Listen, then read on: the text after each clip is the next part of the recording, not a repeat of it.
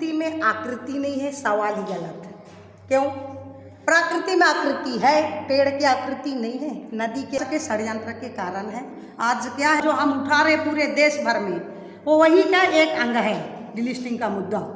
क्योंकि वो हमारे हक और अधिकारों दोनों तरफ से लाभ ले रहे हैं। हमारे हक और अधिकार का लड़ाई है। आप ही बताइए, एक ही खेत में वो गेहूं भी लगा होगा, धान भी लगा होगा, चावल भी लगा होगा और मक्का भी लगा होगा, तो किसका? अब और खेत किसका है? गेहूं का है, तो बाकी को हटाएंगे ना।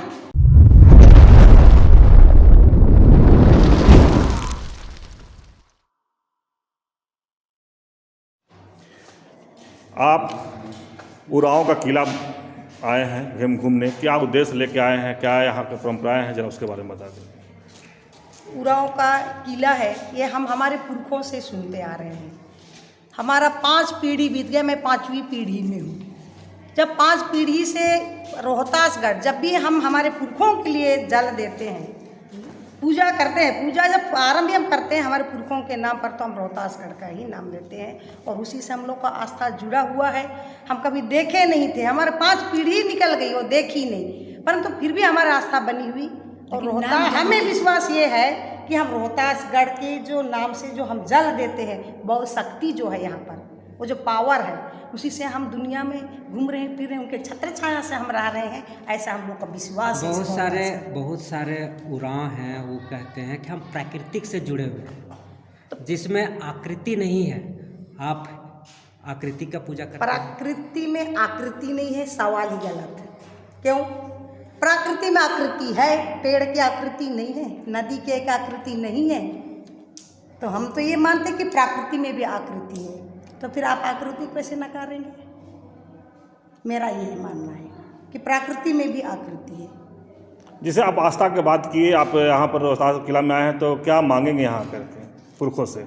हम तो ऐसी, जिस तरह से हम आज तक हमारी 5 पीढ़ी जिस तरह से अपने जीवन जीते रही, कुशल मंगल पूर्वक जो जीवन यापन करते रही, और यहाँ तक हम जो पहुँचे हैं, आज हम यहाँ तक जो पहुँचे हैं, तो उसमें भी हमारे रोहतासगढ़ की जो हमारे पूर्वजों की ही आशीर्वाद और आस्था है। कई उरांव है जो अपने रूढ़िवादी प्रथा जो है कल्चर आदिवासियों की, वो चेंज कर लिए हैं, दूसरे कल्चर को मानने लगते हैं, तो क्या लगता है उनको क्या करेंगे? कैसे? ये चर्च के षड्यंत्र के कारण है। आज क्या है, तो ये ज़्यादातर मैंने वो लोग, हमारे लोगों को जो कुछ पढ़े लिखे जो लोग हैं, थोड़ा कुछ उनको भी सही तरीके से हमारी संस्कृति पूर्ण रूप से उनको जानकारी होगी, ऐसा मैं नहीं मानती, और इसलिए वो लोग गुमराह होते हैं। परंतु जो जानता होगा, सही तरीके से हमारी संस्कृति को जानता होगा और पहचानता होगा, तो वो कभी भी गुमराह नहीं होगा और ना ही वो इस कल्चर से अलग जाएगा, ऐसा मैं मानती हूँ। तो आपका जो अधिकार है आदिवासी ST SC का जो है, वो धर्मांतरित होने के बाद भी वो अपना अधिकार आपका वाला ले रहे हैं, तो क्या आप उन्हें मना करेंगे? बिल्कुल मना करेंगे। कैसे और इसलिए मना करेंगे? हम डिलिस्टिंग का मुद्दा जो हम उठा रहे पूरे देश भर में, वो वही का एक अंग है डिलिस्टिंग का मुद्दा। क्योंकि वो हमारे हक और अधिकारों दोनों तरफ से लाभ ले रहे हैं, ST का भी लेते हैं और अल्पसंख्यक का भी लेते हैं। आप ही बताइए, ST और अल्पसंख्यक दो एक व्यक्ति कैसे ले सकता है? आप किस राज्य से आए हैं और डिलिस्टिंग के बाद अभी कर रहे हैं? मैं वही तो वर्तमान में मैं जशपुर से ही आई हूँ, छत्तीसगढ़ से। लेकिन वहाँ एक आरोप है कि छत्तीसगढ़ में जो आप लोग वहाँ भी ईसाई चर्च और आदिवासी करके BJP को सत्ता में लाए हैं, और आज जो वहाँ का स्थिति है कि आदिवासियों को घर उजाड़ दिया जा रहा है। ऐसा कौन कह रहा है कि आदिवासियों को घर उजाड़ दिया जाए? सर्वे हो रहा है सब तरफ, और सब तरफ आदिवासियों का घर बसाया जा रहा है, उजाड़ा कहाँ जा रहा है? वहाँ जो है मैंने कोयला खदान है, तमाम जो खदान है वो अडानी को दिया जा रहा है और आदिवासियों को बेघर किया जा रहा है, ये कहना है आदिवासी एकता जो महारैली हुआ था उसमें। नहीं, अडानी की सवाल कब आई? जो जिंदल कब से है, और जिंदल किसके समय से है? रायगढ़ का पूरा पहाड़ बिक गया, उसके बारे में सवाल नहीं पूछा किसी ने?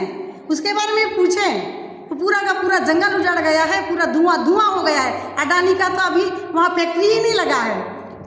लगाने ही के लिए ये किया जा रहा है। नहीं, ये बिल्कुल भी ये कांग्रेस का एक वो है, भरमाने वाला वो बात है, इसमें वही पॉइंट है, मतलब वरना ऐसा कुछ भी नहीं कि अडानी के द्वारा कर दो। उसे पहले फिर जिंदल को नहीं देना चाहिए था ना, जब ये बात थी तो। जिंदल क्या बचा कर रखा है क्या कुछ?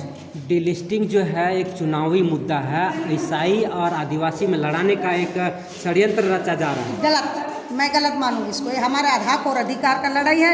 आप ही बताइए, एक ही खेत में वो गेहूं भी लगा होगा, धान भी लगा होगा, चावल भी लगा होगा और मक्का भी लगा होगा, तो किसका और खेत किसका है? गेहूं का है, तो बाकी को हटाएंगे ना कि रहने देंगे? हाँ, गेहूं के खेत में तमाम प्रकार की चीजें उग के आई है, तो उसको सबको तो छटनी करनी पड़ेगी। किसको मानते हैं प्रकार मैंने हटाने की बात कर रहे हैं आप गेहूँ हैं तो दूसरा कौन है? दूसरा अन्य जो आ गए हैं हमारे इसमें, जो ये आदिवासी के जो सर्टिफिकेट ले रहे हैं, जो चूंकि वो है नहीं वास्तव में, ईसाई है मेन मुख्य रूप से, उसमें ईसाई ही है, ईसाई धर्म अपना चुके हैं जो वो लोग हैं, और उसके साथ में मुस्लिम भी हैं उसमें।